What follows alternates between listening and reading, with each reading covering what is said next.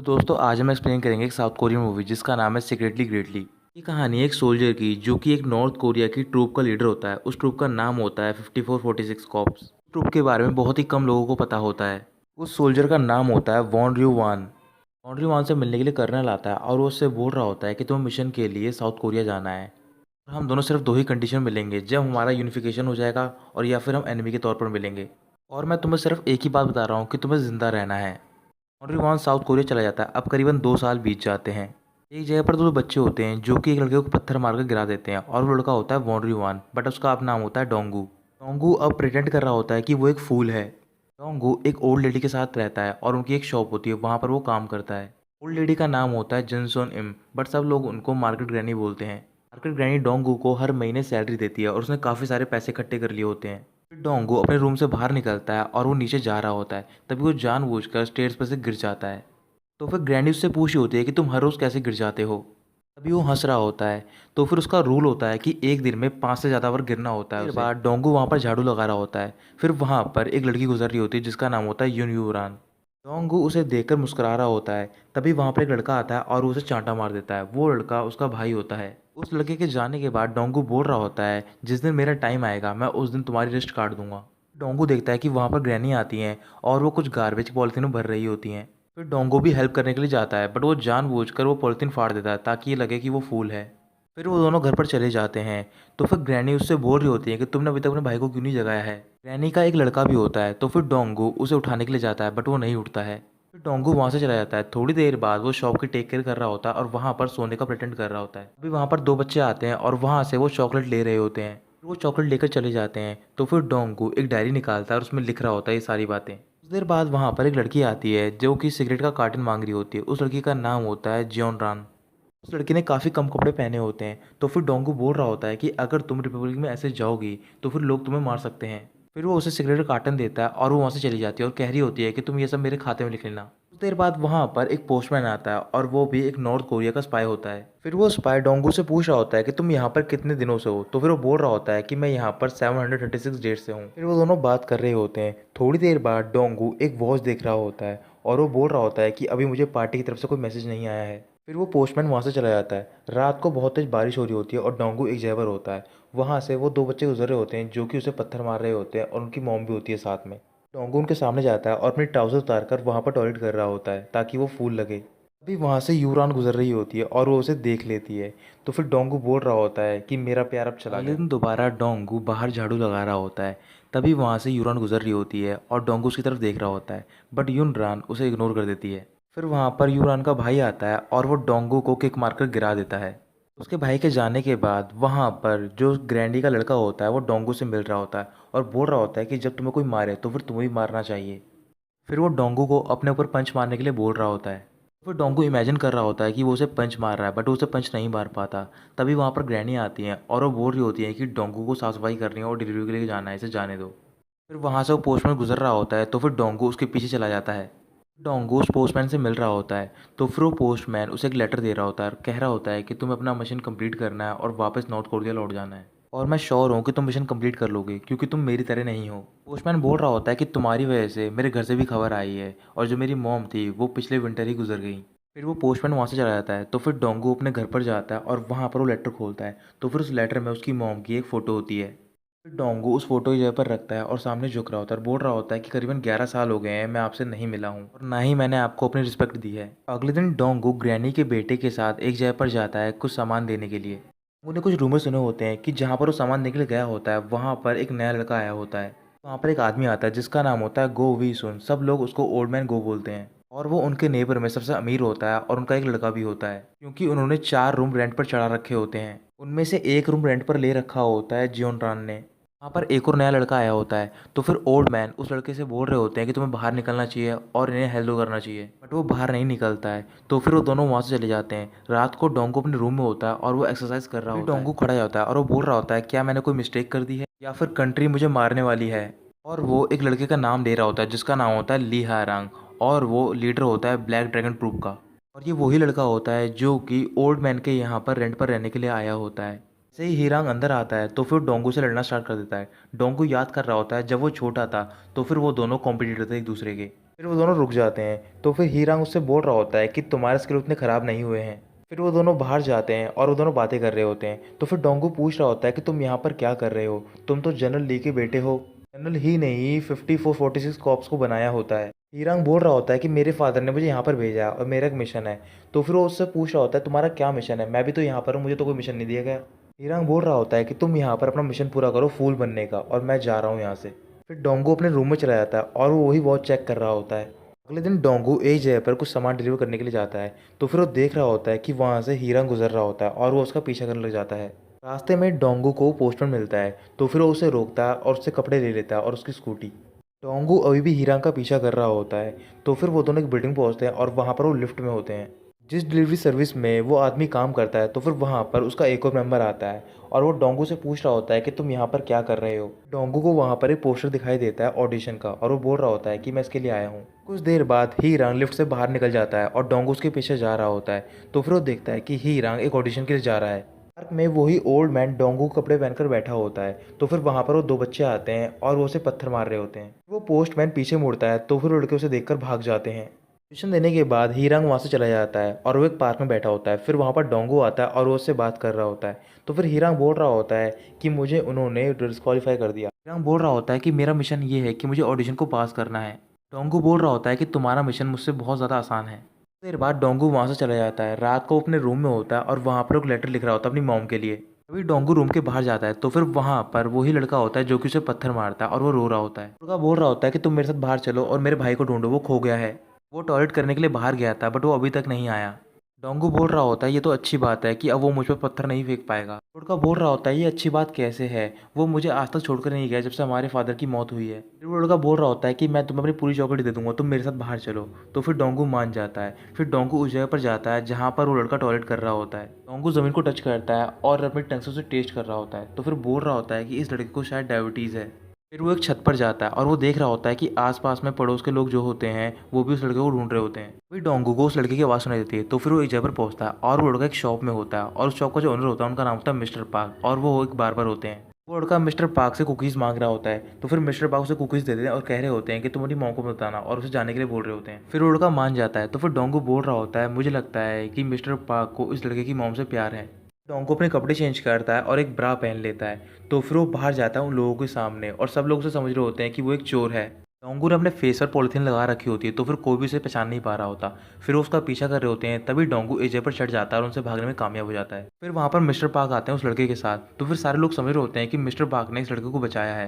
एक दिन एक जगह पर कुछ स्पाई होते हैं। तो फिर वहाँ पर एक एजेंट को छुपा रखा होता है जिसका नाम होता है किमी वान, और वो नॉर्थ कोरिया का होता है। नॉर्थ कोरिया का वो स्पाई साउथ कोरिया के स्पाई को बता रहा होता है कि जो ट्रूप बनाई गई थी वो करीबन आज से 16 साल पहले बनाई गई थी। साउथ कोरिया का स्पाई पूछ रहा होता है तो मुझे और ही बात बताओ। तो फिर वो नॉर्थ कोरियन स्पाई बोल रहा होता है कि उन लोगों को बहुत ही मुश्किलों से ट्रेन किया गया है, तुम सब मिलके भी उन्हें नहीं मार सकते हो।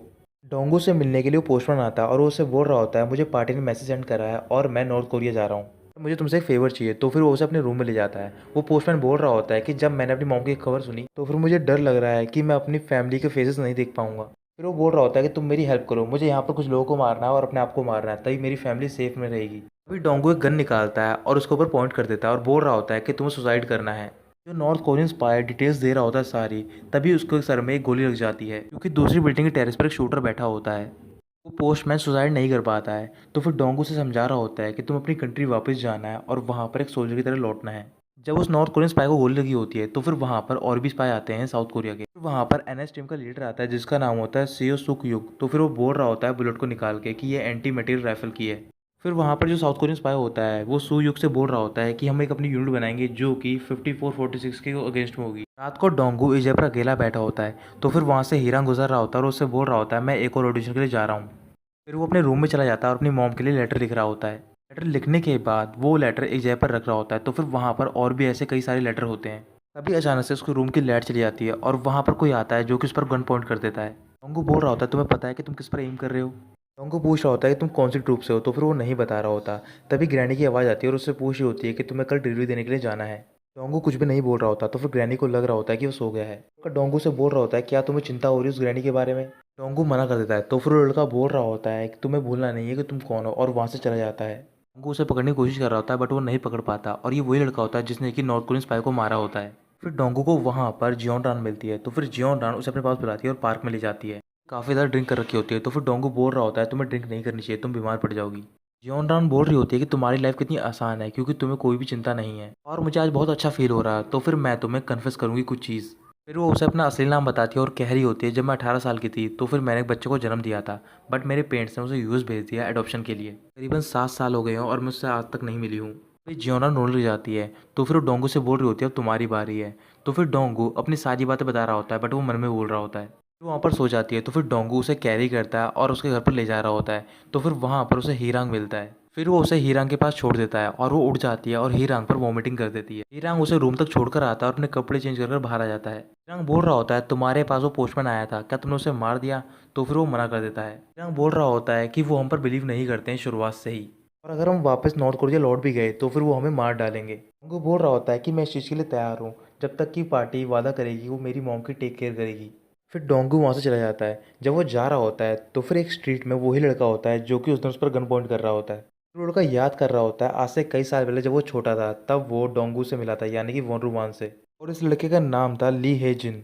डोंगू वहाँ पर आता है और वो उसे देख लेता है, बट ली हेजिन वहाँ से भाग जाता है। ली हेजिन एक स्टेडियम पहुंच जाता है और वो बोल रहा होता है कि कैप्टन को अभी मैं याद हूँ। तो फिर वहाँ पर बहुत तेज बारिश होना स्टार्ट हो जाती है। वो बोल रहा होता है ये बहुत स्ट्रेंज है कि उन लोगों ने 2 आदमियों को यहाँ पर भेज दिया है। अगले दिन डोंगू शॉप में होता है, तो फिर वहाँ पर यूरान का ब्रदर आता है और वो उससे मिल रहा होता है। फिर यूरान का ब्रदर उससे एक लड़के से मिला रहा होता है और वो लड़का होता है ली हेजिन। फिर वहाँ से एक पोस्टमैन गुजर रहा होता है, तो फिर डोंगू उस पोस्टमैन के पास जाता है और पूछ रहा होता है कि मिस्टर सांगू कहाँ है। मिस्टर सांगू वही होता है जिसे एक ही सुसाइड करने के लिए बोला गया होता है। पोस्टमैन बोल रहा होता है कि मैं भी उससे कई दिनों से नहीं मिला हूँ। रात को लीजेंड कहीं जा रहा होता है, तो फिर वहाँ पर डोंगो आता है और उससे पूछ रहा होता है क्या तुमने सू सांग डू को मार दिया? लीजेंड बोल रहा होता है कि मैंने उसे नहीं मारा है, पार्टी उसे जिंदा चाहती थी तो फिर मैंने उसे भेज दिया वापस और मैं उनको रिप्लेस करूंगा। तो फिर डोंगू बोल रहा होता है कि तुम उस काम के काबिल नहीं हो। लीजेंड बोल रहा होता है कि अब मैं वो बच्चा नहीं रहा हूँ। फिर डोंगू कुछ आवाज़ सुनाई देती है, तो फिर ली हेजिन को अपने साथ एक स्ट्रीट में ले जाता है और वहाँ से यूरान गुजर रही होती है और उसे एक आदमी छेड़ रहा होता है जो कि उसका बॉस होता है। डोंगू ली हेजिन को बोल रहा होता है जाके तुम उस लड़की की हेल्प करो। हेजिन मना कर रहा होता है और बोल रहा होता है मैं उसे जानता नहीं हूँ। फिर वो डोंगू से पूछ रहा होता है क्या आप इससे प्यार करते हो? तो फिर वो मना कर देता है। डोंगू बोल रहा होता है कि अगर तुम उसकी हेल्प करोगे तो फिर तुम्हारे रिलेशन अच्छे होंगे उसके भाई के साथ।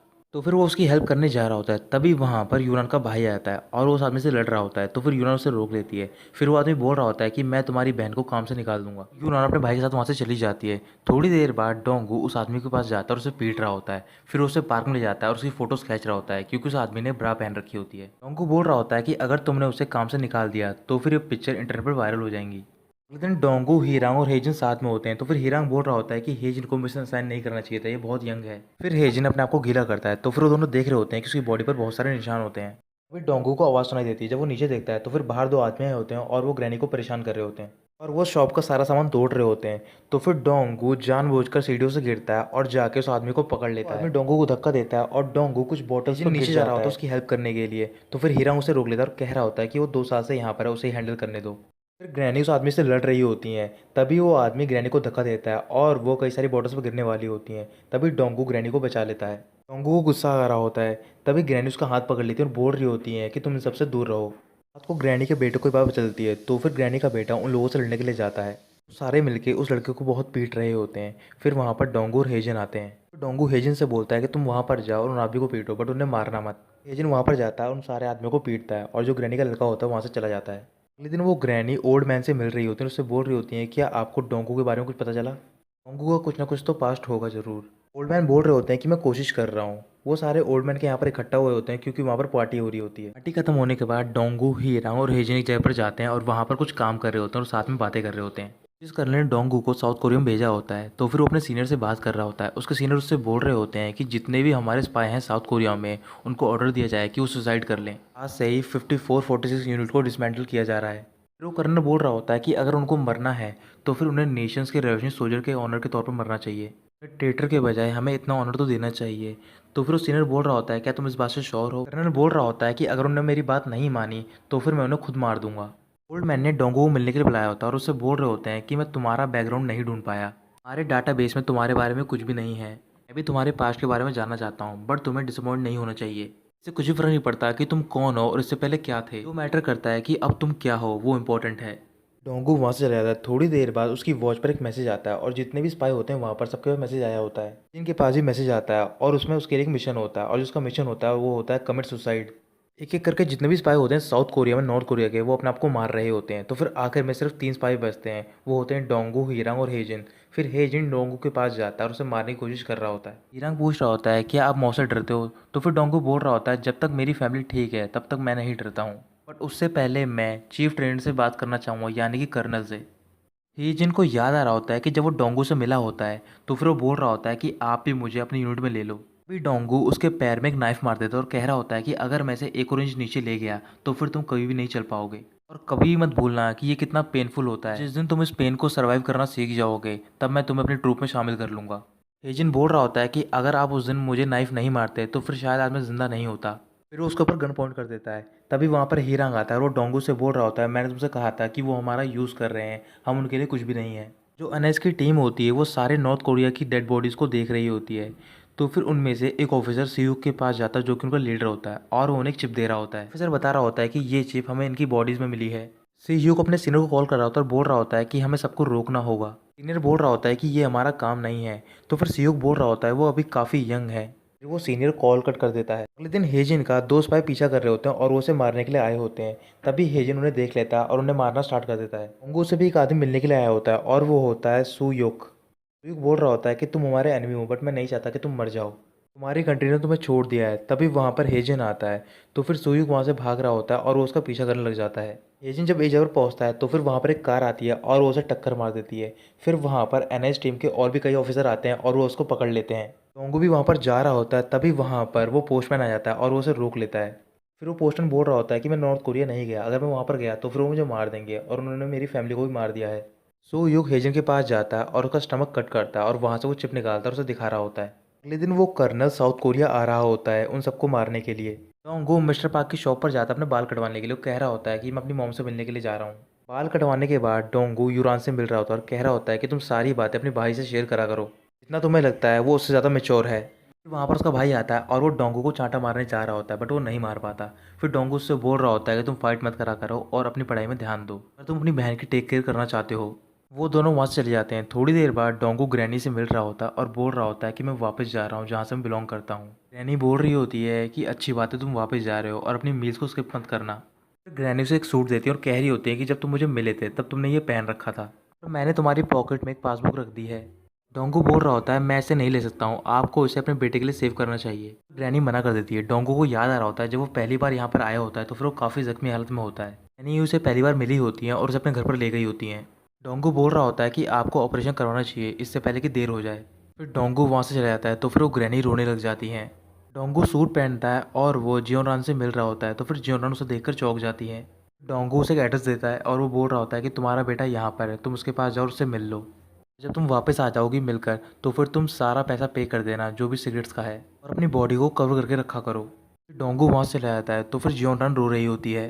डोंगू हीरंग के पास जाता है और उसे बता रहा होता है कि हेजिन को एनएस के एजेंट ने पकड़ लिया है। वहाँ पर एक साउथ कोरिया का स्पाई होता है तो फिर डोंगू से पीटता है और उसका माइक छीन लेता है। फिर वो सुयुग से बात कर रहा होता है। सुयुग उससे बोल रहा होता है कि वो हमारे पास है और वो बिल्कुल सेफ है। तभी वहाँ पर एक ऑफिसर आता है और वो सुयुग से बोल रहा होता है कि जो कर्नल कीम थे वो यहाँ पर आ गए हैं। सुयुग डोंगू से बोल रहा होता है कि तुम उससे दूर नहीं भाग सकते हो क्योंकि तुम्हारी बॉडी में एक जीपीएस डिवाइस है। डोंगू वहाँ से ले आता है और वो अपने कर्नल से मिल रहा होता है। फिर वो उनसे पूछ रहा होता है क्या मेरी मॉम जिंदा है। कर्नल कुछ भी नहीं बोल रहे होते तो फिर उनके साथ में एक और स्पाई होता है और वो डोंगू के ऊपर शूटिंग स्टार्ट कर देता है। डोंगू उससे फाइट करता है और गन छीन लेता है। कर्नल डोंगू से फाइट कर रहा होता है तो फिर वो स्पाई उठता है और वो डोंगू की बैक पर नाइफ मार देता है। वो दोनों से फाइट करना स्टार्ट कर देता है। थोड़ी देर बाद वो विंडो से नीचे कूद जाता है। फिर वहाँ पर वो 2 बच्चे आते हैं जो कि उसे परेशान करते हैं। वो बच्चे डोंगू से बोल रहे होते हैं कि तुम्हें खुले में टॉयलेट नहीं करनी चाहिए। उनके पास एक अम्ब्रेला होता है और वो उसे ढक रहे होते हैं। फिर वो स्पाई नीचे जाता है और वो डोंगू को गोली मारने वाला होता है। तभी वहाँ पर हीरांग आता है कार लेकर और उसे टक्कर मार देता है। फिर डोंगू उन दोनों बच्चों को लेता है और कार में बिठाता है। डोंगू उन दोनों को घर के पास छोड़ता है और बोल रहा होता है कि अब से तुम्हें अपनी मॉम की टेक केयर करनी है। वो हीरांग के साथ एक बिल्डिंग पर जाता है जहाँ पर वो पोस्टमैन से मिल रहा होता है क्योंकि पोस्टमैन को उन्होंने गन लाने के लिए बोला होता है। फिर वो उन्हें एक बैग देता है और वहाँ से जा रहा होता है। जब हीरांग बैग ओपन करता है तो फिर उसमें कई सारी ब्रिक्स होती हैं। फिर वो हंसने लग जाता है और बोल रहा होता है कि मेरा नाम यंगूक है और मैं प्रोफेसर हूँ पॉलिटिकल फिलोसफी का। फिर वहाँ पर कई सारे एजेंट भी आते हैं। तो फिर हीरांग बोल रहा होता है मुझे याद है कि तुम वही प्रोफेसर हो जो कि हमारे यूनिट के अपोज में थे। वो दोनों मिलकर उन सबको पीटते हैं। फिर वो टेरेस पर जाते हैं और बहुत तेज़ बारिश हो रही होती है बाहर। हीरांग के फ़ोन पर एक मैसेज आता है, उसमें लिखा होता है कि उसने ऑडिशन पास कर लिया है। डोंगू पूछ रहा होता है क्या हम आज यहाँ पर मारे जाएंगे। बिल्डिंग के नीचे पुलिस फोर्स और एनएस के एजेंट आ गए होते हैं। डोंगू देखता है कि टेरेस पर उसका कर्नल और उसके साथ बहुत सारे स्पाई होते हैं। उनमें से एक स्पाई हीरांग की मॉम की बेइज्जती कर रहा होता है। तो फिर हीरांग डोंगू से बोल रहा होता है कि तुम सबको मार देना बट इसको छोड़ देना मेरे लिए ज़िंदा। डोंगू स्पाई को पकड़ता है और वो हीरांग की तरफ फेंक देता है। कर्नल डोंगू से बोल रहा होता है तुम्हें याद है मैंने तुमसे क्या बोला था कि हम दोनों दो कंडीशन मिलेंगे। तो फिर डोंगू बोलता है हाँ मुझे याद है, और आपने एक और बात कही थी कि मुझे ज़िंदा रहना, और आज मैं रहूँगा। डोंगू बोल रहा होता है कि मैंने आप पे ट्रस्ट किया था कि मेरी मम ज़िंदा रहेगी, बट मेरी मम ज़िंदा नहीं है, आप लोगों ने उन्हें मार दिया। एक एक करके डोंगू उन सारे स्पाइस को मार देता है। तो फिर आखिर में कर्नल बचता है। हीरांग ने भी उस स्पाई को मार दिया होता है, बट मरने से पहले उसने हीरांग के पेट में एक नाइफ मार दिया होता है। कर्नल और डोंगू लड़ रहे होते हैं और कर्नल डोंगू को बहुत बुरी तरीके से घायल कर देता है। तभी टेरेस पर पुलिस फोर्स आ जाती है और उनके साथ में सुयुग भी होता है। वो कर्नल डोंगू के पास जाता है, उसके सर पर पैर रख लेता है और उसके ऊपर गन पॉइंट कर रहा होता है। पुलिस फोर्स में से एक ऑफिसर बाहर निकलता है और वो कर्नल को शूट कर देता है। वो ऑफिसर होता है हेजिन। तभी कर्नल एक ग्रेनेड बाहर निकालता है और उसका पिन खींच देता है। तभी हीरांग उड़ता है और वो कर्नल को पकड़ लेता है और उसके साथ में बिल्डिंग से नीचे कूद जाता है। तभी वो ग्रेनेड फट जाता है और वो दोनों मारे जाते हैं।